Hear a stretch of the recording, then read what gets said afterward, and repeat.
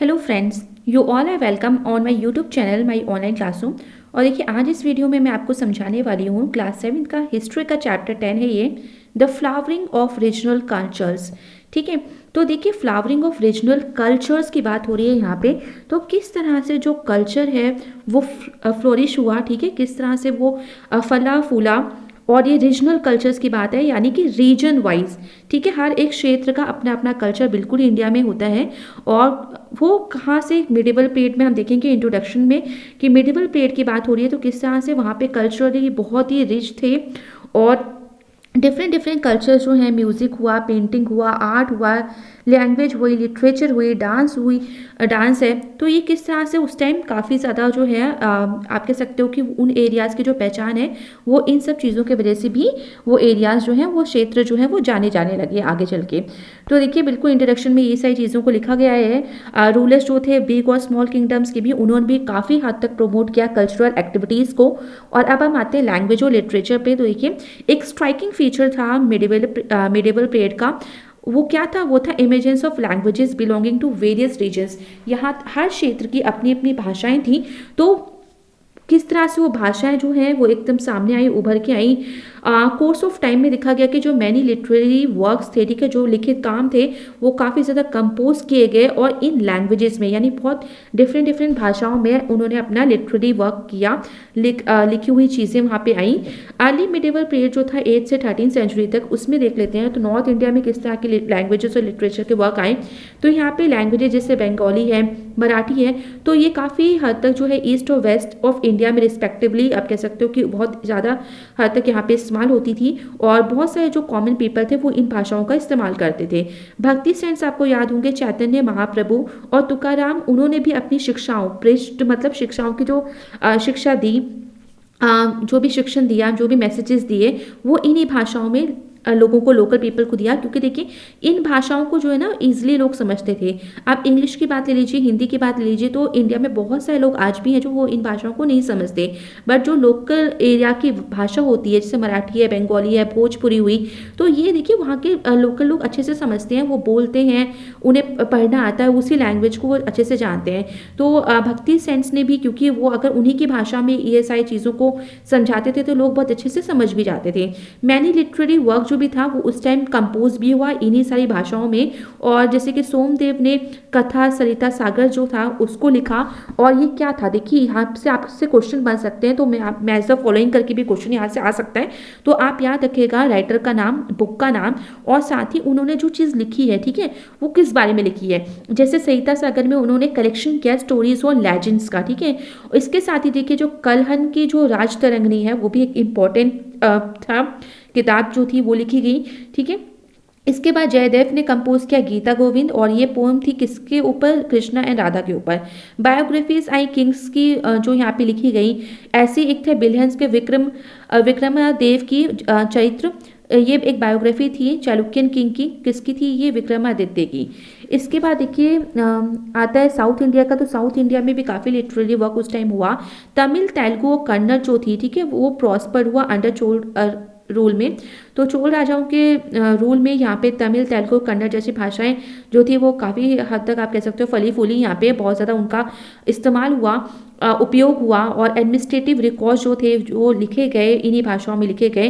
कन्नड़ जो थी वो ट्रांसलेट किया था कन्नड़ ने रामायण को तमिल में। और नैन्या और जो तिकना थे उन्होंने भी translated the Mahabharata into Telugu language में। इसके साथ ही जो कन्नड़ा था वो was enriched by the writings of Pampa, Ponna और राणा, जिन्हें 3 ज्वेल्स ऑफ कन्नड़ लिटरेचर के नाम से भी जाना जाता है। तो यहाँ से इंपॉर्टेंट क्वेश्चन बनता है, तो याद रखिएगा इन तीनों को ही, पंपा, पूना और राणा को ही 3 ज्वेल्स ऑफ कन्नड़ लिटरेचर कहा जाता था, क्योंकि इन्होंने कन्नड़ भाषा में बहुत सारी लिटरेचर वर्क यहाँ पे लिखा। तमिल, और इसके साथ ही देखिए जो तमिल सेंस है उन्होंने भी तमिल भाषाओं को काफ़ी ज़्यादा इनरिच किया, बहुत ज़्यादा उसका प्रयोग किया, जिसकी वजह से तमिल जो है एक कह सकते हो कि आम भाषा भी थी, बोल चाल की भाषा भी थी ये। सल्तनत पीरियड में आते तो यहाँ पे हिंदी जो थी वो कॉमन पीपल जो थे यहाँ पे वो बहुत ज़्यादा इसका इस्तेमाल करते थे वेरियस फॉर्म्स और डायलेक्ट्स, ठीक है, डायलेक्ट्स मतलब लोकल लैंग्वेजेस, तो इस तरह की भाषाओं का उपयोग होता था। हिंदी जो वहाँ पे दो तरह से यूज़ होती थी, दो भाषाओं में इसकी दो फॉर्म थी, ब्रिज और अवधि, तो ये आपका इंपॉर्टेंट क्वेश्चन यहाँ से बन जाता है। और अदर लैंग्वेजेस जो थी वो भी यहाँ पे उभर के सामने आई, जैसे पंजाबी, उड़िया, आसामीज और सिंधी। तुर्क्स जो थे, जब तुर्क्स यहाँ पे आए तो उन्होंने इंट्रोड्यूस किया पर्शियन लैंग्वेज को यहाँ पे, वो धीरे धीरे कोर्ट की वो लैंग्वेज बन गई, यानी राजाओं के दरबारों में जो भाषा का इस्तेमाल उस टाइम होता था वो पर्शियन लैंग्वेज का इस्तेमाल करते थे। पोएट्स जैसे अमीर खुसरो थे तो उन्होंने ये पर्शियन लैंग्वेज का इस्तेमाल किया था हिंदी की जगह, जो भी उन्होंने राइटिंग वर्क किया था। इन कोर्स ऑफ टाइम, धीरे धीरे टाइम के साथ ही पर्शियन और जो हिंदी थी उसको मिला जुला के एक न्यू लैंग्वेज का, आप कह सकते हो न्यू लैंग्वेज को इन्होंने जन्म दिया, और उस न्यू लैंग्वेज का नाम था उर्दू लैंग्वेज, ठीक है। उर्दू का मतलब ही होता है कैंप, तो यहाँ से आपका क्वेश्चन बन सकता है, तो आप अच्छे से इसको समझिए, अच्छे से याद रखिएगा। एक नई लैंग्वेज जो आई उसे हम कैंप लैंग्वेज कहते थे, और ये कैंप लैंग्वेज क्यों कहते थे, क्योंकि इसका जो आप कह सकते हो इसका जो जन्म हुआ, जो स्टार्टिंग हुई वो हुई थी कैंप्स ऑफ सोल्जर्स, यानी सोल्जर्स के कैंप से, तो इसी वजह से इसको उर्दू भी कहा जाता है। तो उर्दू का वास्तविक जो मीनिंग है वो है कैंप, और इसे कैंप लैंग्वेज के नाम से भी जाना जाता है। तो अगर आपसे क्वेश्चन बने कि कैंप लैंग्वेज किसे कहते हैं, तो ये कहते हैं उर्दू को। और ये किसके फ्यूजन से बनी है, तो ये बनी है पर्शियन और हिंदी के फ्यूजन से। इसके बाद देखिए लास्ट पॉइंट क्या कहता है कि जो लिटरेचर पीरियड था उसमें और भी फेमस ओरिजिनल वर्क्स आए, जिनमें थे अमीर खुसरो के पर्शियन लैंग्वेजेस में, श्रीनदास के हरिविलासा इन तेलुगु में, मलिक मोहम्मद जैसी का पद्मावत बहुत फेमस हुआ था हिंदी में, और पोम्स जो थी विद्यापति की इन मैथिली भाषा में, ये काफ़ी सारी फेमस हुई थी। विजयनगर एम्पायर पे आते हैं, तो विजयनगर एम्पायर के जो रूलर्स थे उन्होंने बहुत इंकरेज किया संस्कृत और तेलुगु लैंग्वेज को। कृष्णदेव राय खुद भी एक ग्रेट स्कॉलर थे तेलुगु और संस्कृत लैंग्वेज के। उन्होंने आमुक्तित मलयादा, ठीक है, नाम की एक पोम लिखी थी तेलुगु में। इसके बाद आते हैं period of the great Mughals, तो ये 1526 से 1707 तक का पीरियड था।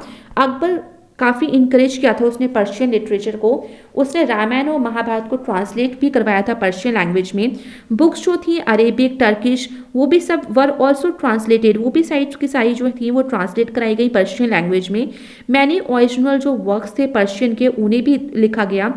अब्दुल फजल जो था उसने बायोग्राफी लिखी थी अकबर के ऊपर, उसे अकबरनामा कहते हैं। यहाँ से आपके 1 मार्क के और काफ़ी इंपॉर्टेंट क्वेश्चंस बन जाते हैं, तो आप याद रखिएगा कि अब्दुल फजल ने अकबर के ऊपर एक बायोग्राफी लिखी थी, अकबर की बायोग्राफी लिखी थी जिसे अकबरनामा कहते हैं, और उसी अकबरनामा का कुछ पार्ट, ठीक है, कुछ हिस्सा जिसे हम आईने अकबरी के नाम से भी जानते हैं।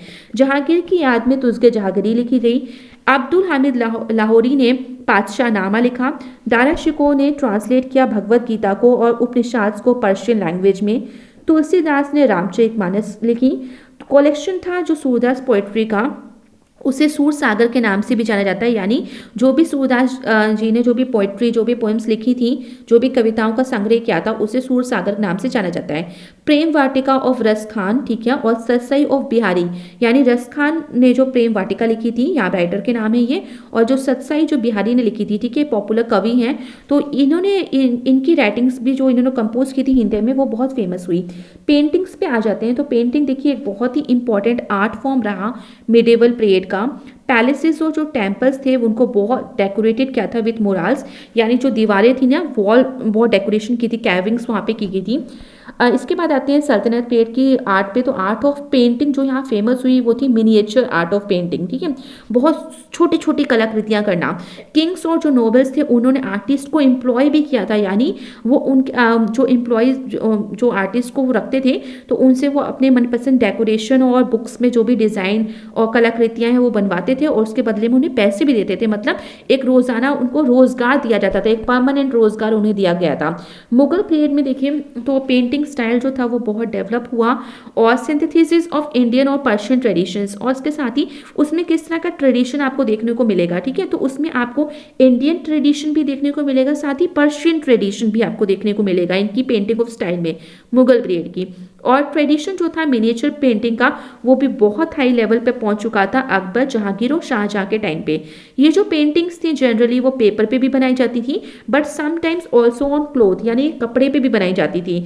एक्सटेंशन कैसे हुआ रॉयल पेट्रोनेज का, यानी महाराजाओं ने किस तरह से इन सारी चीज़ों को सपोर्ट किया, ठीक है, पेट्रोनेज यानी अपने कारीगरों को किस तरह से प्रोत्साहित किया, उन्हें इनाम दिया या उन्हें एक अच्छा खासा पैसा दिया, तो किस तरह से उसको सपोर्ट किया इस कल्चर को और इस तरह की आर्ट को, जिससे वो काफ़ी ज़्यादा डेवलप हुई। तो अकबर ने इस्टेब्लिश किए थे कारखानास, ठीक है, तो कारखानास कह सकते हो आपकी वो जगह जहाँ पे जो आर्टिस्ट थे आराम से आते थे, बैठते थे, वो अपना काम करते थे और सारी सुख सुविधाओं वहाँ पे दी जाती थी। 1567 में उसने ऑर्डर किया था कि प्रिपरेशन किया जाए एक लेविशली इलस्ट्रेटेड मैन्युस्क्रिप्ट का for the Persian translation of the Hamza नामा, यानी हमजा नामा का पर्शियन ट्रांसलेशन इसको करना था और इसके एक मैन्युस्क्रिप्ट था उसको करना था और इट हैड ओवर कितने पेजेस थे, तो 1000 पेजेस थे, जो बहुत ही ब्यूटीफुली इलस्ट्रेटेड, ठीक है, तो उनको बहुत अच्छे से सजाया गया था चारों तरफ, जैसे नहीं बॉर्डर्स होते हैं, बॉर्डर्स आप डेकोरेट करते हैं जब आपको कोई प्रोजेक्ट फाइल वगैरह मिलती है बनाने के लिए, तो इस तरीके से उसको ब्यूटीफुली उसको सजाया गया। बाबर नामा, अकबर नामा और टूटी नामा जो थे, इस तरह की आप कह सकते हो कि जो किताबें थी उनको फिर से सजाया गया, उनके बॉर्डर्स को सजाया गया और जो भी कलाकृतियाँ थी, जो भी पेंटिंग्स थी वो बनाई गई। मेन फीचर्स जान लेते तो मुगल मिनिएचर्स जो थे वो बहुत ही ब्यूटीफुल थे।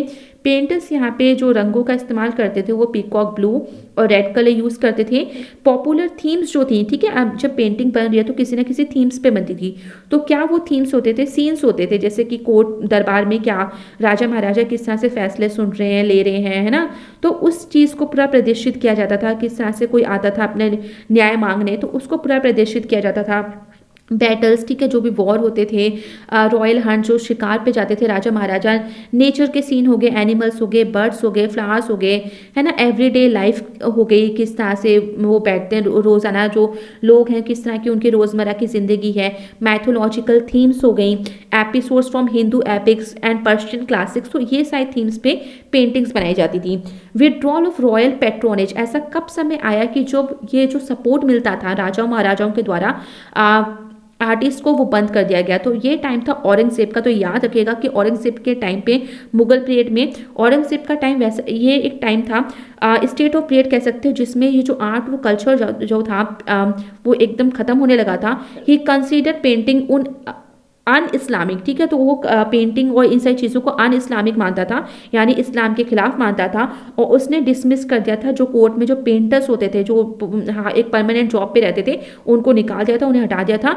और some of them started working for local nawabs and rich merchants. और उसके बाद जो ये लोग थे पेंटर्स, तो उन्हें तो बिल्कुल अपना पेट पालने के लिए कहीं ना कहीं तो काम ढूंढना ही था, तो वो लोकल नवाब्स और रिच मर्चेंट्स के वहाँ काम करने लगे। मैनी आर्टिस्ट यहाँ तक कि वो माइग्रेट भी कर गए, दूसरे रीजनल किंगडम्स में चले गए वो। अब आते हैं रीजनल किंगडम्स पे। तो देखिए रीजनल किंगडम्स में भी जो ट्रेडिशन था पेंटिंग्स का वो बहुत ही पॉपुलर हुआ। 3 distinct styles of painting prospered हुए यहाँ पे during the medieval period, Rajput और राजस्थानी स्टाइल, ठीक है, तो इसमें कौन कौन से 3 डिस्टिंक्ट स्टाइल्स ऑफ पेंटिंग थे, तो देखिए राजपूत और राजस्थानी स्टाइल जो था वो बहुत पॉपुलर हुआ। और इसके मेन सेंटर्स कहाँ थे, कहाँ कहाँ ये पॉपुलर हुआ, तो ये राजस्थानी स्टाइल जो था वो मेवाड़, जोधपुर, बुंदू, बीकानेर, कोटा और किशनगढ़ में फेमस हुआ। जो पेंटर्स थे उन्होंने पेंट किए थे रिलीजियस और माइथोलॉजिकल सीन्स यहाँ पे। स्पेशली ये कौन से सीन्स थे, ये लॉर्ड कृष्णा और राधा के सीन्स थे, हंटिंग नेचर सीन्स थे, इंटरेस्टिंग एपिसोड्स थे फ्रॉम हिंदू एपिक्स से। फिर आते हैं कांगड़ा और पहाड़ी स्टाइल, तो ये पहाड़ों से रिलेटेड आप समझ सकते हो थोड़ा सा। तो पहाड़ी स्टाइल जो डेवलप हुआ वो foot hills of the Himalayas का है। यहाँ पे 18th और अर्ली 19th सेंचुरी में चंबा, गुलेर, कुल्लू, मंडी, कांगड़ा और बशोली की जो आर्ट और कल्चर था वो यहाँ पे फेमस हुआ। कृष्णा और राधा थीम्स बहुत पॉपुलर रही, जो पहले भी था, और मैनी स्टोरीज जो थी गीता गोविंदा की वो यहाँ पे इलस्ट्रेट की गई। डेक्कनी स्टाइल पे आते हैं। जो नेक्स्ट जो स्टाइल है वो डेक्कनी स्टाइल है, यानी थोड़ा सा साउथ का साइड ले लीजिए आप। तो यहाँ पे डेक्कनी स्टाइल जो था लेट 16th सेंचुरी में डेवलप हुआ, और किस किंगडम्स में हुआ, तो ये हुआ अहमदनगर, बीजापुर और गोलकुंडा। तो देखिए मैंने सब हाईलाइटेड किया है, तो आप बहुत अच्छे से इसको याद रखिएगा क्योंकि यहीं से क्वेश्चन बनेंगे, ठीक है। तो ये सारे इंपॉर्टेंट टॉपिक्स हैं आपके। अच्छा, यहाँ की खासियत क्या थी, ठीक है, जब ये हुआ तो यूज़ ऑफ सॉफ्ट कलर्स यहाँ पे इस्तेमाल होते थे। अटेंशन जो था जियोमेट्रिकल सिमेट्री, ठीक है, कि प्रॉपर सिमेट्री में चीज़ें बनी हैं, जो भी आर्ट बने, चीफ फीचर था इस स्टाइल का, ठीक है। तो डेक्कनी स्टाइल में आप याद रखिएगा कि सॉफ्ट कलर्स और ज्योमेट्रिकल सिमेट्री पे ज़्यादा ध्यान दिया गया। इब्राहिम आदिल शाह सेकंड जो था वो बहुत ही ज़्यादा सपोर्ट करता था स्कूल ऑफ पेंटिंग्स को। अब आते हैं म्यूज़िक पे, तो जैसे तुर्क यहाँ पे आए थे इंडिया में, तो म्यूज़िक अपने आप प्रॉस्पर्ड हुआ यहाँ पे, और फ्यूजन हुआ पर्शियन और अरेबिक का इंडियन म्यूजिकल फॉर्म्स में, resulting in the creation of new style of music, और इस तरह की new style of music I. सल्तनत पीरियड पे आते तो यहाँ पे जो तुर्क्स जब आए तो उन्होंने काफ़ी ज़्यादा म्यूजिकल इंस्ट्रूमेंट्स जो थे, जो बजाने के जो यंत्र थे, ठीक है, जैसे कि रबाब और सारंगी, वो इंडिया में इंट्रोड्यूस किए।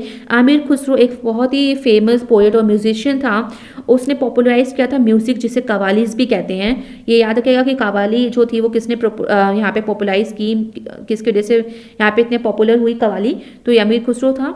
और फिरोज शाह तुगलक जो था वो एक बहुत ही पैट्रॉन था म्यूजिक का, बहुत पसंद करता था म्यूजिक को, उसको सपोर्ट भी करता था। और म्यूजिकल वर्क जो राग दर्पण था उसको ट्रांसलेट किया गया था पर्शियन में, किसके टाइम पे, फिरोज शाह तुगलक के टाइम पे। अब नेक्स्ट है डिवोशनल म्यूजिक। तो देखिए डिवोशनल म्यूजिक, तो डिवोशनल म्यूजिक आपको अच्छे से याद है, भक्ति मूवमेंट से रिलेटेड है। यहाँ पे सूफी और भक्ति जो सेंट्स थे उन्होंने इस ग्रुप सिंगिंग की पॉपुलराइज किया इसको, और सूफीज ने क्या ऑर्गेनाइज किया, म्यूजिकल गैदरिंग्स ऑर्गेनाइज की, जिसमें सारे कॉमन पीपल जो थे वो यहाँ आते थे, और स्किल्ड म्यूजिशियंस जो थे वो भी पार्टिसिपेट करते थे। भक्ति सेंट्स ने भी ये डिवोशनल म्यूजिक को स्प्रेड किया, और अपने मैसेजेस के थ्रू, ठीक है, जो भी वो मैसेज देते थे गॉड का, जो भी अपने उपदेश देते थे वो गा बजा के देते थे। इसी में देखिए चैतन्य और मीराबाई जो थे उन्होंने एक्सप्रेस किया भक्ति को डिवोशनल सॉन्ग्स के द्वारा, ठीक है। तो भक्ति गीत आपने काफ़ी सुने होंगे, तो उसमें यहाँ पे आप कह सकते हो कि किस तरह से डिवोशनल म्यूजिक का अच्छे से इस्तेमाल किया गया, उपयोग किया गया, और लोग देखिए म्यूजिक से बहुत जुड़ भी जाते हैं, बेशक वो भाषा नहीं समझते पर म्यूजिक समझ जाते हैं, तो उससे वो अपने आप को इजिली कनेक्ट कर लेते हैं। रीजनल किंगडम्स में आते हैं, तो रीजनल किंगडम्स में जो रूलर्स थे जौनपुर के, ग्वालियर के, उन्होंने काफ़ी सपोर्ट किया म्यूजिक को, और 2 वर्क्स जो थे म्यूजिक के, गुनियाल उल मुमताज़ और संगीत शिरोमणि, वो कंपाइल हुए थे जौनपुर में। राजा मानसिंह तोमर ऑफ ग्वालियर ने, और वो भी एक बहुत ज़्यादा म्यूजिक को उन्होंने प्रमोट किया, ठीक है। और ही रॉट द म्यूजिकल वर्क, उसने एक म्यूजिकल वर्क को भी लिखा जिसे मन कौतूहल भी कहते हैं। म्यूजिक ऑल्सो प्रॉस्पर्ड इन गुजरात और मालवा में भी म्यूजिक काफ़ी फेमस हुआ। मुगल पीरियड में देखा जाए तो मुगल के टाइम पे भी फ्लॉरिश हुआ, अच्छे से फला फूला। मुगल एम्पायर्स ने म्यूजिक को काफ़ी सराहा। अब्दुल फजल ने 36 म्यूजिशियंस का नाम मेंशन किया था। सम ऑफ देम वर वीमेन, इसके साथ ही वो कुछ महिलाएं भी थी जो म्यूजिक को प्ले करती थी, कहाँ पे, कोर्ट ऑफ अकबर के। मोस्ट फेमस जो अमंग थे उसमें थे मियाँ तानसेन, और उसने कंपोज किए थे, उन्होंने कंपोज किए थे न्यू रागास, ठीक है, राग जो होते हैं। और इसमें पॉपुलर कौन से राग थे, राग दरबारी और राग दीपक। तो क्वेश्चन यहाँ से बन सकता है, तो मियाँ तानसेन जो थे उसने राग दरबारी और राग दीपक जो है वो ये राग बनाए थे। आपको थोड़ा सा इसकी रिलेटेड कहानी थी कि जब वो गाते थे तो जो दीपक थे, ठीक है, जो दिए होते थे वो जल जाते थे, तो ये शक्ति थी उनके म्यूजिक में। और वहाँ पे 9 जेम्स भी थे जिन्हें नवरत्न कहा जाता था। कोर्ट ऑफ अकबर में, कोर्ट के जो अकबर का कोर्ट था उसमें उनके नवरत्न थे, ठीक है, उसमें से ये मियाँ तानसेन भी एक थे, तो जिन्हें नवरत्न और 9 जेम्स की उपाधि मिली हुई थी। डांस पे आते हैं तो मैंने क्लासिकल जो डांसेस थे वो इन्वॉल्व थे ड्यूरिंग इस पीरियड में, बहुत सारे डांसेस होते थे, और इनमें से काफ़ी सारे जो डांसेस थे वो टेम्पल्स में भी स्टार्ट हुए थे। भरतनाट्यम जो है एक टेम्पल डांस हुआ करता था, है भी ये, और it was patronise by the Chola rulers. तो इसको किसने सपोर्ट किया था, तो उसको चोला रूलर्स ने प्रमोट किया था और सपोर्ट किया था। कथकली, ओडिसी है, मणिपुरी है, तो ये डिफरेंट फॉर्म्स और different parts of the country में ये इस तरह के डांसेस होते हैं। कथक देखिए तो कथक की क्या कहानी है ये थोड़ा जान लेते हैं। अगर वर्ड देखें कथक तो एक कथा से आया है जिसका मतलब होता है स्टोरी, ठीक है। तो आपको हिस्ट्री का भी मतलब याद ही होगा, हिस्ट्री में भी स्टोरी वर्ड होता है, तो कहानी एकदम आप पढ़ते हो, आप समझते हो पुराने ज़माने की, जैसे अभी आप समझ रहे हो, क्योंकि पॉसिबल नहीं होता कि पुराने टाइम पे आप जा सको। तो जो भी हमारे पास फैक्ट होते हैं, जो भी प्रूफ होते हैं, उसके बेसिस पे जो भी किताबों में लिखा होता है वो आप पढ़ते हो और उससे आप समझ जाते हो कि हाँ ऐसा ऐसी चीज़ें वहाँ होती थी। तो इसी तरह से कथक में भी देखिए कथा वर्ड आया है, तो कथा शब्द का मतलब भी होता है स्टोरी। तो कथाकार्स यानी जो यहाँ पे डांस करते हैं, जो कथक को करते हैं, वो एक तरह के स्टोरी टेलर्स होते हैं, ठीक है। और वो क्या करते हैं, वो कहानी को पूरा समझाते हैं अपने डांस के द्वारा। तो ये अटैच होते हैं टू टेम्पल्स यूजिंग, है ना, जेस्चर्स और songs. They told stories in press of God. तो बिल्कुल इशारे और भिन्न भिन्न मुद्राओं के द्वारा वो लोगों को पूरी की पूरी जो कहानी है वो समझाते हैं, और प्रेस ऑफ गॉड, ठीक है, भगवान की जो भी कहानियाँ होती हैं उनकी प्रशंसा करते हैं और अपने डांस के द्वारा उसको प्रदर्शित करते हैं, उसको प्रेजेंट करते हैं। 2 स्कूल्स भी इस कथक से रिलेटेड बने हैं जिन्हें घरानास बोलते हैं, जयपुर घराना और लखनऊ घराना। बंगाल के साइड आ जाए तो बंगाल हमेशा से एक रिच कल्चरल हेरिटेज रहा है वहाँ पे, और it has been major center of, वहाँ बहुत ही मेजर सेंटर है आर्ट और लिटरेचर के। एंशियंट टाइम से ही मिडिवल पीरियड में, अर्ली मिडिवल पीरियड में बंगाल जो था वो अंडर किसके रूल में था, तो वो पाल रूलर्स के अंडर कंट्रोल में था। और यहाँ पे 14 से लेकर 16 सेंचुरी तक इट वॉज एन इंडिपेंडेंट, एक इंडिपेंडेंट रीजनल किंगडम ये रहा। और जब कोई इंडिपेंडेंट रीजनल किंगडम रहता है तो वहाँ पे ये सारी चीज़ें बहुत अच्छे से फलती फूलती भी हैं, क्योंकि वहाँ पे किसी तरह की कोई पाबंदी नहीं होती। और फिर एक पीरियड आया इलियास शाही डायनेस्टी का, जिसने रूल किया बंगाल में, और बंगाल वॉज कंट्रोल, और उसके बाद ये बंगाल जो था वो सूर्स के कंट्रोल्स में आया, और फाइनली इसको अकबर ने कंट्रोल कर लिया और एक सेपरेट प्रोविंस की तरह इसको घोषित कर दिया। मॉन्यूमेंट्स में देखें तो जो ब्रिक था, जो ईंटें थी वो यूज़ होती थी मॉन्यूमेंट्स में लार्ज स्केल पे। स्टोन यूज़ होते थे डेकोरेशन के लिए, टेराकोटा जो था उसका इस्तेमाल किया जाता था। लास्ट तो ये ईंटें होती थी, पकी हुई ईंटें लाल है ना, ब्राउन कलर की, उनका इस्तेमाल होता था। लास्ट नंबर ऑफ टेम्पल्स यहाँ पे कंस्ट्रक्ट कराए गए बंगाल में। मॉडेस्ट ब्रिक और टेराकोटा स्ट्रक्चर का इस्तेमाल होता था। 4 रूफ्ड स्ट्रक्चर यूज होता था, 4 triangular roofs moving up to converge at a point. तो ये ताकि जनरली जो है वहाँ पे स्ट्रक्चर हुआ करता था। रास मंच, इसके साथ ही रास मंच, जोर बंगला और जो Radha Shyam are good examples थे इस तरह के, आप कह सकते हो कि ये मंदिर भी थे, ठीक है। तो वो यहाँ पे बनाए जाते थे और इस फॉर्म में बनाए जाते थे। आउटर वॉल्स देखे जाए तो टेम्पल्स की उसको कवर किया जाता था टेराकोटा टाइल से, और डिपिक्ट उसमें काफ़ी सारे सीन्स जो थे एपिक्स के वो डिपिक्ट हुए जाते थे, उनको बनाया जाता था, प्रदर्शित किया जाता था मंदिरों की दीवारों पे। रासमंच आप कह सकते हो कि मंच होता था जिसपे पूरा का पूरा जो भी आप कह सकते हो कि एक तरह से प्रदर्शित किया जाता था, जिस तरह से रामलीला प्रदर्शित की जाती है, प्रेजेंट की जाती है। लैंग्वेज देखें तो बंगाली डेवलप हुई एज अ रीजनल लैंग्वेज। और इसके बाद देखिए आपको एक और चीज़ यहाँ जानी पड़ेगी कि since it is drive from Sanskrit, it borrows many words from it. तो ये ड्राइव हुई है संस्कृत, और यहाँ से बहुत सारे वर्ड जो हैं बंगाली लैंग्वेज में वो संस्कृत भाषा से लिए गए हैं। लैंग्वेज जो रिसीव्ड हुई है boost from the compositions of the, और किस तरह से बंगाली लैंग्वेज बहुत ज़्यादा वहाँ पे फेमस हुई, तो ये भक्ति सेन चैतन्य महाप्रभु के द्वारा भी ये बहुत पॉपुलर हुई। लिटरेचर में देखें तो मैनी संस्कृत जो क्लासिक्स थे वो ट्रांसलेट किए गए बंगाली लैंग्वेज में। सुल्तान अलाउद्दीन हुसैन और नुसरत शाह ऐसे रूलर थे जिन्होंने पैट्रॉन किया, जिन्होंने सपोर्ट किया कल्चरल एक्टिविटीज़ को। स्कॉलर्स जो थे उन्होंने ट्रांसलेट किया रामायण और महाभारत को, किस लैंग्वेज में, तो किया बंगाली लैंग्वेज में। मालधर बसु ने एक फेमस पोएट थे जिन्होंने ट्रांसलेट किया भगवत पुराण को, किस लैंग्वेज में, बंगाली में। इसके साथ ही उन्होंने कंपोज किया, he also compiled Shri Krishna Vijay, ठीक है। इसके बाद आते हैं पेंटिंग पे, यहाँ की तो हंड्रेड्स ऑफ इलुस्ट्रेटेड मैन्युस्क्रिप्ट्स आपको मिल जाएंगे यहाँ पे फ्रॉम हुसैन शाह पीरियड के दौरान जो पाए गए हैं। और पेंटिंग्स जो बंगाल की वो रिसेंबल है पेंटिंग्स ऑफ द सल्तनत पीरियड की। तो सल्तनत पीरियड से काफ़ी सारे जो पेंटिंग्स हैं सल्तनत पीरियड के टाइम पे जो बनाई थी वो मिली हैं। म्यूज़िक में देखें तो म्यूज़िक पर्टिकुलरली जो फोक म्यूज़िक था, लोक म्यूज़िक था यहाँ पे जो पॉपुलर था, वो यहाँ पे काफ़ी फला फूला बंगाल में। और जो मोस्ट पॉपुलर इसमें फोक म्यूज़िक था वो था बॉल सिंगिंग, ठीक है, बाउल सिंगिंग। और ये कैसे गाया जाता था, ये रिलीजियस ग्रुप में गाया जाता था जिसे हम बॉल्स कहते थे, ठीक है। और चैतन्य महाप्रभु ने पॉपुलराइज किया डिवोशनल सॉन्ग्स को यहाँ पे, और ये जो सॉन्ग्स थे वो कोरस में यानी बहुत सारे जो ग्रुप में गाए जाते थे और इंस्ट्रूमेंटल म्यूजिक के साथ गाए जाते थे। और इस टाइप की सिंगिंग को अगर आप नॉर्थ में देखो और जगह देखो तो इसे कीर्तन भी बोलते हैं। तो आई होप ये चैप्टर आपको अच्छे से समझ में आ गया होगा। So thank you everyone and please like share and subscribe this channel for more updates.